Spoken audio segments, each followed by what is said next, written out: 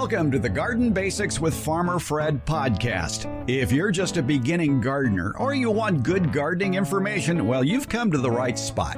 Those of you who are familiar with my garden radio shows here in Northern California, which I've been doing since 1982, might be wondering, well, what's the reason for this podcast? Well, even though I'm fond of saying all gardening is local, Garden Basics with Farmer Fred will be reaching out to gardeners wherever they may happen to be, with garden tips and growing advice that apply just about anywhere. We'll strive to explain garden jargon and terms anyone can understand. And we'll be talking to garden experts from throughout the world who will share their vast plant and soil knowledge with us. And we'll be answering your gardening questions. Think of us as your one-room schoolhouse for growing your backyard garden of fruits, vegetables, and flowers that attract the garden good guys, beneficial insects, and pollinators. And we'll have some fun, too. Let's get started.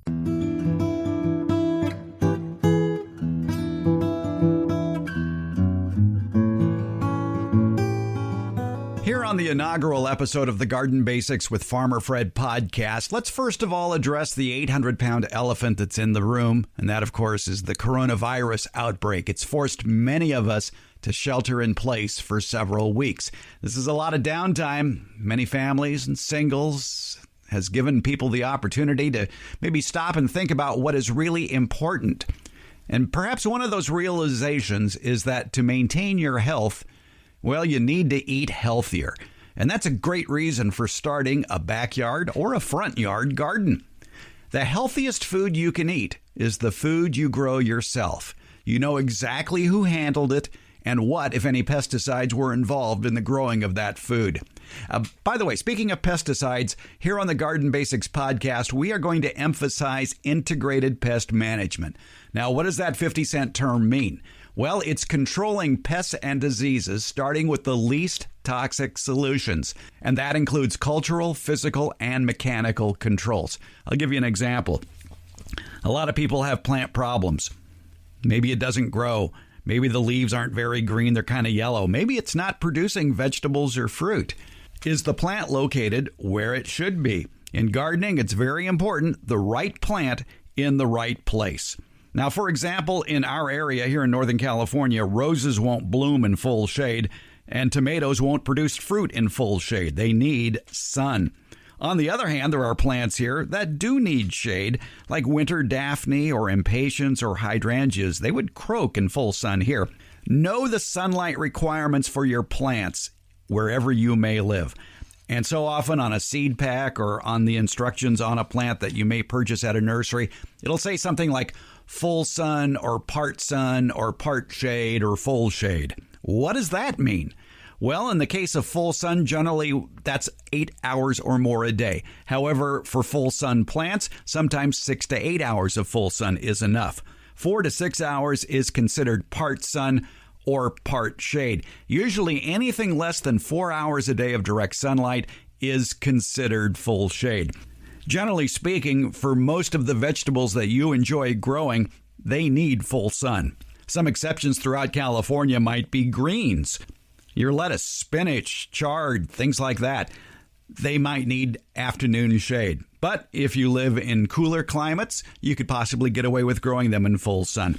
And that brings up the fact that all gardening is local. Copy your neighbors. Take a walk through your neighborhood. Mimic the garden successes that you see. Where are they growing their plants and they're very successful with? Is it in sun or is it shade? Copy what they're doing.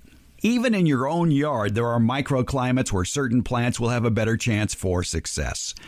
Get yourself a digital thermometer that remembers the high and low temperatures and place that in various parts of your yard. Monitor the morning low temperatures in various areas of your yard to find possibly the warmest area for tender plants. But remember, there's nothing wrong with copying your neighbors.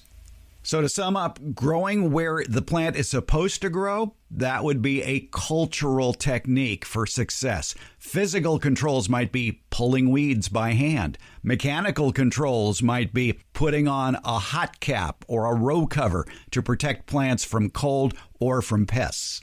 We'll reach for the synthetic bug and weed killers only when we're out of natural options. On today's show, we're going to probe some garden tips to give you a head start on what to avoid on your way to a successful garden. We'll explore an idea that's resurging in popularity. It's called the victory garden. Only here in the 21st century, it's not about helping our troops defeat the Kaiser or Hitler. It's about helping your overall health with good food that you grew, which, by the way, will probably involve plenty of healthy exercise for you.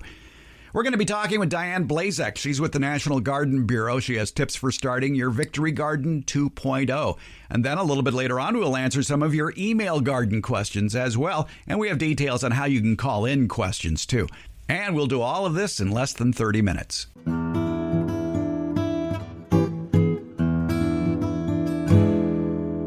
When the Victory Garden Manual was first written in 1943, it was pretty easy to come up with reasons to grow your own vegetables. After all, it was wartime. Food was scarce, and the food that was available may not have been the healthiest or the freshest because a lot of that was going to the war effort.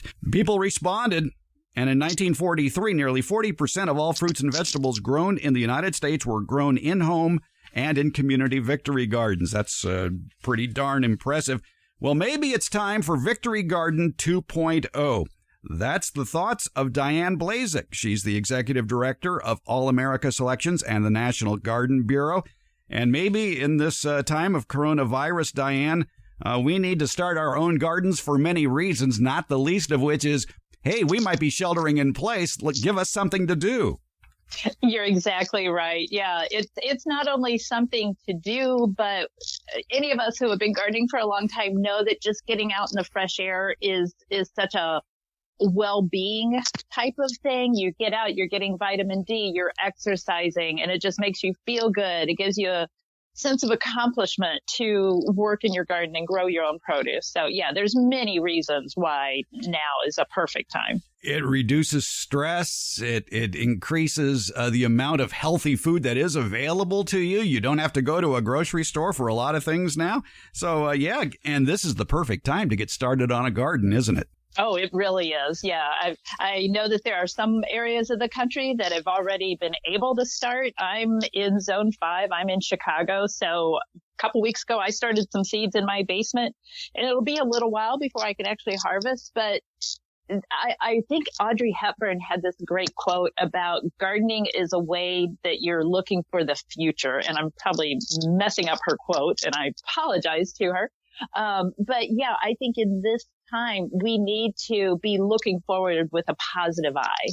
You know, getting back to the whole concept of Victory Garden 2.0, we should point out that there was a book back during World War II called The Victory Garden Manual, and the author of that book has something to do with the National Garden Bureau. He certainly does, and it's such an honor to, bring all this back and talk about it again. So Mr. James H. Burdett, he had worked for a seed company as well as being a newspaper journalist.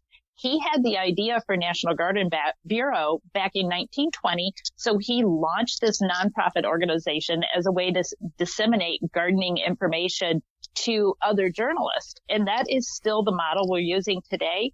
But then because the Victory Gardens came about in World War II in World War I, and then they had a resurgence in World War II, this book was published in 1943. So, he had to start working on this probably about the time of Pearl Harbor, and then published it in 1943. And it was just such a good guide for anybody who wanted to start their own victory garden. And that's the place to start even here in the 21st century with some of the tips he wrote about in the Victory Garden Manual. And probably not the least of which is know where you are. You got to garden according to your zone. As this guy on the radio here locally often says, all gardening is local.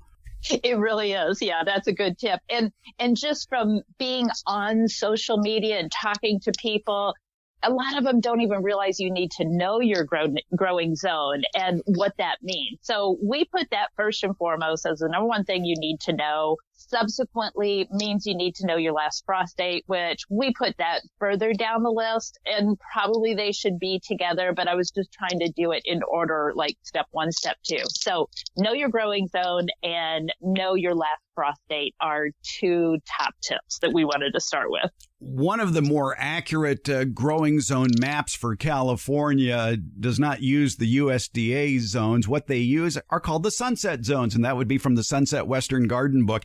And even though, the Sunset folks are falling on hard times like a lot of publishers are, the book is still available, and it is really a necessary reference for gardeners here to find out what you can grow in your specific area of California. In fact, if you look around, you can find the Sunset National Garden Book, which lists the zones throughout the entire country, almost like the Western Garden Book. So if you can find that book, that's also a nice book to have on your garden shelf.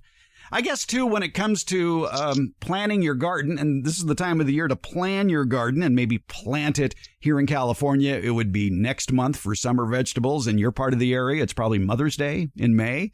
Right. Mm-hmm. Probably for a family that's sheltering in place, make a list of the items your family enjoys eating. Exactly. I mean, I gave an example to somebody else earlier that I said, if your family's not going to eat spinach, don't plant spinach. Plant something else where the space is at a premium. So you really need to grow what your family will eat. And you think also, okay, when all this produce comes ready and it's being harvested, what if you have too much? Do you have people you can share it with? Can you freeze it? Can you can it? So just take all these items into consideration when you're deciding what to plant and how many to plant. Oh, boy, you sure touched on a sore point with me as far as people who grow gardens and then watch it go to waste. If you grew it, eat it. And the only way you can eat it when it's out of season is to preserve it. And I'm so glad that California's Cooperative Extension Program has master food preserver programs throughout the entire state. And they're a great go-to resource locally here for finding more information about to preserve what you grow.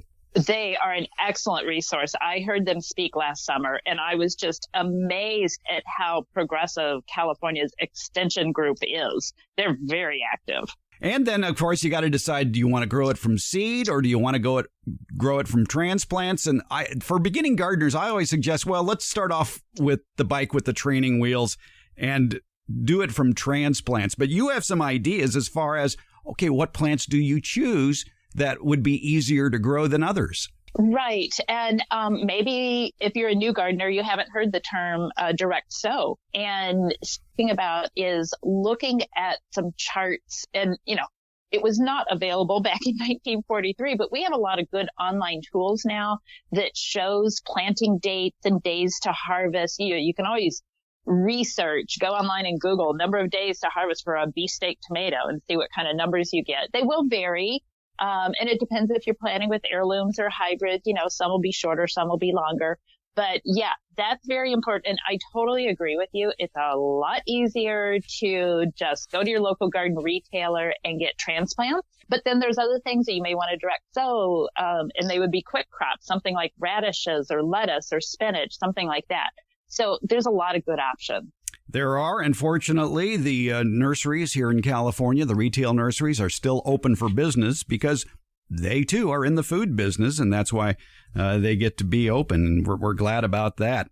Yeah, definitely, I would suggest, too, that if you're starting a vegetable garden for the first time, choose hybrid varieties over heirloom varieties. I mean, you can pick 1 or 2 heirlooms, but for the most part, keep it at hybrids because they usually will be more prolific, more productive, and they're easier to have success with.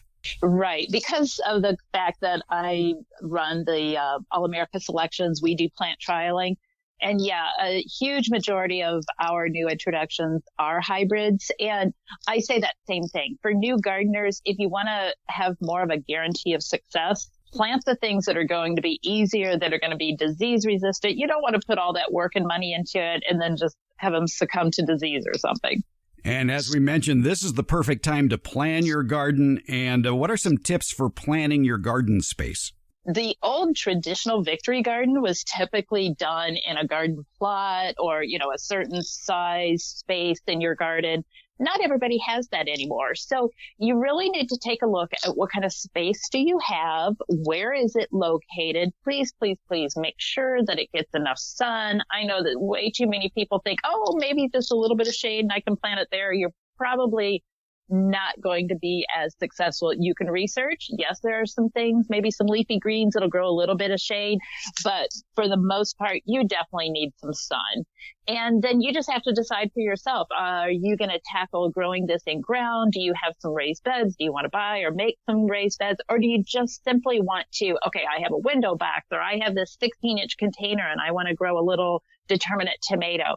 Those are the things to take into consideration and go from there. I guess we should define those terms because a lot of people get confused about it.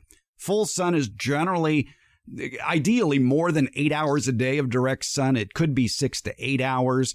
Partial sun is 4 to 6 hours, and anything less than 4 hours is usually considered full shade. Right. Yeah. So, and I agree with you. That terminology and which plants you can grow where, I'm glad you're adding in the California aspect because we try to think nationally, which is kind of hard because it is, like you say, it's local. So it's hard to put in all those little asterisks for different locations. 2 of your top 10 tips, you can almost combine into one. And you talk about companion planting, and you also say, don't forget to plan for pollinator-friendly flowers. And I tell you, a lot of your vegetables, when it comes to fighting off pests, if you've got pollinator-friendly flowers and perennials that attract beneficial insects, they can go a long way to reduce your use of pesticides. Oh, absolutely. So you're killing a couple birds with one stone there by planting the flowers. But the reason we talk about the pollinator. I mean, yes, the pollinators need our help. We need their help. And I think a lot of people might have gone too far in one direction saying, well, I'm just going to do 100% vegetables, forgetting that they need pollinators to pollinate certain of their produce. Exactly. Of course, soil is always an issue if you have poor soil, and some people think they have poor soil, but it really isn't. It just needs perhaps to be amended, and that's where composting comes in. Exactly. And so great time now. You're at home and you're using some of the produce from the store and you need to get rid of the peels or the core, whatever the case might be. Start a compost pile. Super simple. You'll be so happy you will. Your garden will be better off. And for the kids that like to play with worms, vermicomposting is catching on here in California, having a worm bin and then using all those kitchen scraps to feed them. And then what comes out of the worms is called worm castings, which is a great soil amendment. Yeah, and there's a lot of great resources on how to build your own worm bins. I love that concept. If I had little ones, I would be all over that. Anything else you want to mention here? Our website, ngb.org, tons of information, a lot of additional links on our Victory Garden 2.0 blog. So spend more time in your garden than on your website, but the website will definitely give you plenty of resources to be successful. Check local resources with the University of California Cooperative Extension. That would be the Master Gardener program in your area and the Master Food Preserver program. And you, too, can have a Victory Garden 2.0 to get us through this mess. Diane Blazek, she's the executive director of both the All-America Selections and the National Garden Bureau. Diane, thanks for a few minutes of your time. Thank you very much, and happy gardening. Here on the Garden Basics podcast, we want to answer your garden questions. A couple of ways you can do that. Give us a call, 916-292-8964. That number again, 916-292-8964. You can either leave a message or you can text that number as well. Be patient. There are a lot of rings before we pick up. Another way is email. Send your garden questions to fred@farmerfred.com. That's fred@farmerfred.com. One benefit of email is you can attach a photo of a bug or a plant that you're trying to identify. We're looking forward to hearing and seeing your questions. And thanks for listening to the Garden Basics with Farmer Fred podcast. I appreciate all your support and all your comments. Let's delve into your garden questions. You can send them again via email to fred@farmerfred.com. And you just heard how to send them in via a telephone. But let's go to the email first. Since it is April, getting a lot of questions in about, I want to plant some tomatoes. Which are some good ones to grow? Let's narrow that down. How about some tomatoes that a beginning gardener could choose? I call these the training wheel tomato varieties that are guaranteed. Well, I won't say guaranteed, but I bet you'll have success with them.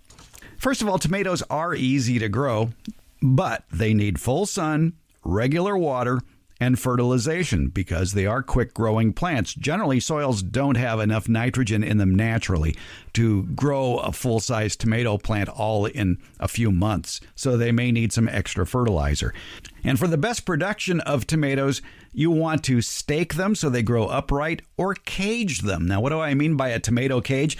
I don't mean these flimsy little cones that you might see at nurseries that are only 2 or 3 feet high, not for a full-size tomato plant. Make some cages yourself out of reinforced concrete wire. Go back to your Home Depot or Lowe's store in the back where the concrete and bricks are, and you will find concrete reinforcement sheets. These are made out of 12-gauge wire. They're generally 4 feet by 5 feet with 6-inch mesh squares. When you take one of these sheets and fold it into a circle, you've got a perfect tomato cage that is about 4 feet tall and maybe 2.5 to 3 feet wide. That's perfect for a tomato. You can fasten them with zip ties, or you can use your barbed wire tool if you have one of those and do some cutting and wrap the wires around each end. If they don't have the concrete reinforcement sheets, they may have a 50-foot roll that basically you'd be doing the same things with, but you would need that barbed wire tool again to cut that 12-gauge wire. Plus, these cages will last you a lifetime.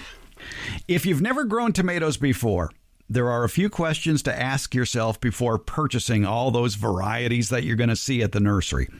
Do you want tomatoes for eating fresh or for canning? Well, if preservation of the harvest is your goal, if you want to make tomato sauce or can whole tomatoes or tomato paste, you want to select varieties that tend to ripen all at once, not throughout the entire season. The varieties that tend to set their fruit and ripen at the same time are usually referred to as determinate varieties. An indeterminate variety, on the other hand, is your main season tomato that will produce tomatoes throughout the growing season. But for canning purposes, you want a lot at one time. Most paste tomatoes are determinate varieties. Some of the better-selling paste varieties include Heinz 2653, Roma, San Marzano, but there are larger tomatoes that are suitable for canning, such as Celebrity, which is considered a semi-determinate, and there are some smaller tomatoes that are very popular that will can well too, such as Juliet, which produces throughout the spring, summer, and fall. By the way, I'm also fond of saying, if you grew it, you better eat it. And coming up on future episodes of the Garden Basics podcast, we will have food preservation experts who will tell you how to can, freeze, dehydrate your produce that you grow in your backyard. Now, do you know your taste buds? Do you prefer a sweet tomato or something more of an acidic balance? If you like sweet, choose a cherry tomato variety. Some of our favorites include Sun Gold, Sun Sugar, Sweet 100, Sweet Million, or the heirloom variety Gardener's Delight.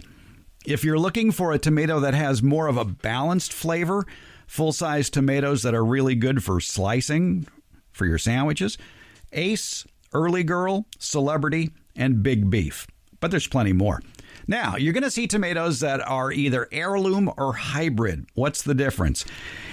Heirloom tomatoes are usually tomatoes that have been around for a half century or longer. They tend to be classified as heirloom. If you grew that tomato plant by itself, it would produce tomatoes whose seeds you could plant next year and you'd get that same tomato.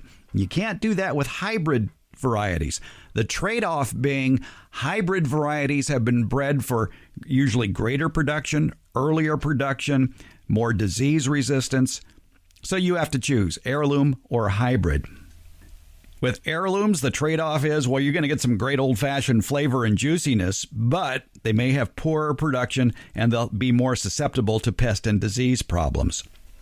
So if you've never planted tomatoes before, if you're new to gardening, start with a couple of hybrid varieties and perhaps one heirloom variety. Now that brings up a good question too, is, all right, how many tomato plants should I grow?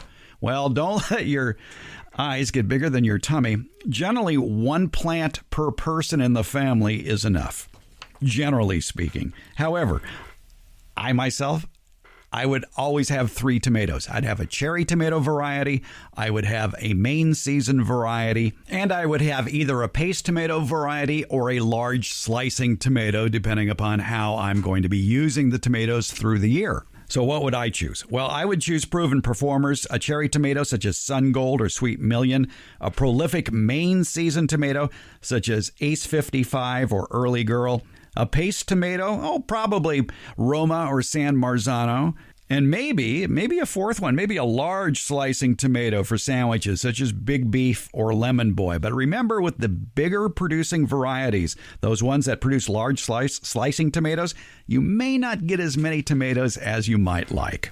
Every area seems to have tomato trials every year. Here in Northern California, some of the top tasting hybrids at taste tests throughout the area have included Sun Sugar, Sun Gold, Super Sweet 100, Early Girl, Lemon Boy, Better Boy, and Big Beef. Most of those tend to be on the sweet side, except perhaps for Lemon Boy, Better Boy, Big Beef, and Early Girl. Some top-rated heirloom varieties have included Amana Orange, Druzhba, Dr. Weiss's Yellow, Goliath, and Persimmon. I know the local Master Gardener group here in Sacramento County has their favorites, and talking to those people, they like the Ace, the Better Boy, the Big Beef, Celebrity, Early Girl, Lemon Boy, Parks Whopper, Whopper VFN.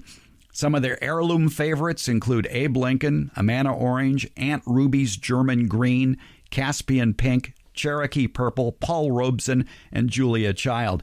And for canning purposes, the paste tomatoes that a lot of master gardeners around here prefer include Fresh Salsa, Italian Gold, Orange Banana, and Super Marzano. And cherry tomatoes, they like the black cherry, the green grape, the Juliet, the Sun Gold, the Sun Sugar, the Sweet 100, and the Sweet Million. Now, if you're still confused about all the varieties available, another way to choose tomatoes might be, as you're looking at the little plant tags on the tomato plants, is look for All America Selections winner. Just do an internet search for All America Selections, and you'll see a list of tomatoes that have proven themselves to grow well throughout the entire country.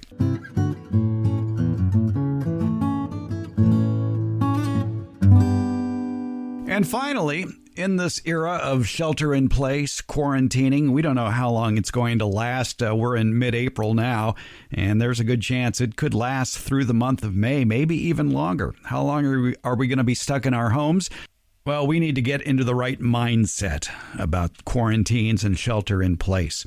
Brooke Anderson works for the Greater Good Science Center at UC Berkeley, and she came up with a list of 6 daily quarantine questions. And maybe this will resonate with you just like it resonated with me. Question number 1. Ask yourself, what am I grateful for today? You know what I'm grateful for? It's spring. It's time to plant. Question number 2. Who am I checking in on or connecting with today? Don't put yourself in isolation if you don't have to. Maybe call somebody who's living alone. Maybe take a walk and talk to your neighbor. All you have to do is stand 6 feet away. And that sort of answers another question. How am I getting outside today? Well, of course, gardening is great exercise in your backyard, but maintain social contacts. One of the easiest way to do that is simply taking a walk through your neighborhood. You don't have to have a conversation. Maybe just say hello. Maybe just smile. Smiles are free, and they go a long way. One thing in this era of quarantines and sheltering in place, what expectations of normal am I letting go of today? And it seems like every day we're learning something new about how the future may treat us. Maybe we better get used to empty store shelves. Maybe that new normal is working in the backyard more with that garden. Another question to ask yourself, how are you moving your body today? Maybe it's time to search out those yoga lessons on YouTube. But my mantra, and I've had this mantra ever since I had open heart surgery back in 2012, is the way to lose weight, shut your mouth and move your feet. It really does work. And finally, the 6th daily quarantine question to ask yourself, what beauty am I either creating, cultivating, or inviting in today? Maybe clipping a bouquet of flowers and bringing them inside. Maybe watching that tomato plant grow. Have you ever smelled a tomato plant? It is heaven. Once you smell it, you won't forget it, and you will want that every year in your yard. Just rub your hand gently up and down the stem, and then smell your fingers. Ah, tomatoes in the springtime. Thank you for listening to the Garden Basics with Farmer Fred podcast. Be sure to subscribe.